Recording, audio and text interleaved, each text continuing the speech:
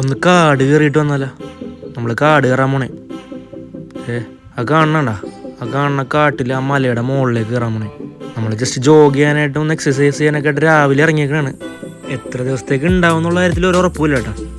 അത്ര വലിയ മലയൊന്നും അല്ലെങ്കിൽ ഒരു 8 കിലോമീറ്ററൊക്കെ ടോട്ടൽ നടക്കാനുണ്ട് ഈ മലയിൽ. പിന്നെ കയറ്റം ഇറക്കം ആകുമ്പോൾ കുറച്ച് ബുദ്ധിമുട്ടാണ്. പിന്നെ കുറച്ചൊക്കെ നമ്മൾ ജോഗ് ചെയ്തും ഓടിയും ചാടിയൊക്കെയാണ് പോണത്. വയ്യാണ്ടായി. ആദ്യം ഞാൻ മുമ്പിൽ ഓടിയെന്നാണെങ്കിലും അവസാനമായപ്പോഴത്തേക്കും ഞാൻ ബാക്കിലായി. മല കയറി കുറച്ചാകുമ്പോഴത്തേക്കും നമുക്ക് ഇവിടെ ഒരു ആർമി ഡോഗ്സിനെയൊക്കെ ട്രെയിൻ ചെയ്യിക്കുന്ന ഒരു ക്യാമ്പ് കാണാൻ പറ്റും. നിറച്ച് ഡോഗ്സാണ്. ആ ഒരു ഏരിയയിൽ എത്തുമ്പോൾ തന്നെ ഫുള്ള് ഡോഗ്സിൻ്റെ സൗണ്ടാണ്. അതും സാധാരണക്കാരൊന്നുമല്ല കേട്ടോ, ചെറിയ ജില്ലകളാണ്, ആർമി ഡോഗ്സാണേ. മല കയറി വയ്യാണ്ടായിട്ട് ഞാൻ കുറേ സ്ഥലത്തേക്ക് ഇരുന്നിട്ടാണ് കയറിയത്. ലാസ്റ്റ് എങ്ങനെയൊക്കെ നമ്മൾ മലയുടെ ടോപ്പിലെത്താറായി. ടോപ്പ് എന്ന് പറയാൻ പറ്റില്ല, ഇതൊരു പരന്ന മല ആയതുകൊണ്ട് അത്യാവശ്യം നല്ല വ്യൂ ഉണ്ട് ഇവിടെ നിന്ന്. നമുക്ക് ഈ മലയുടെ ആ ഒരു ടോപ്പിലെത്തിക്കാൻ ട്രെഞ്ചിൻ സിറ്റിയുടെ ഒരു ഏകദേശം ഭാഗം നമുക്ക് ഇവിടെ നിന്ന് കാണാൻ പറ്റും. അത്യാവശ്യം നല്ല വ്യൂ ആണ് ഇവിടെ നിന്ന് കിട്ടുന്നത്. ആ കാണുന്ന ട്രെഞ്ചിൻ സിറ്റിയാണ്. ട്രെഞ്ചിൻ സിറ്റിയുടെ ഒരു പോർഷനാണ് ആ കാണുന്നത്.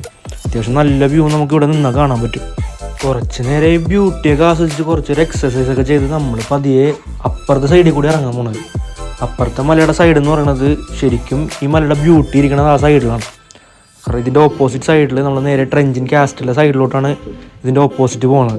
അപ്പോൾ ആ റൂട്ടിൽ കൂടിയാണ് നമ്മൾ ഇറങ്ങാൻ പോകുന്നത്. ആ വീഡിയോസൊക്കെ ഞാൻ അടുത്ത റീലിലിടാം. Okay, by.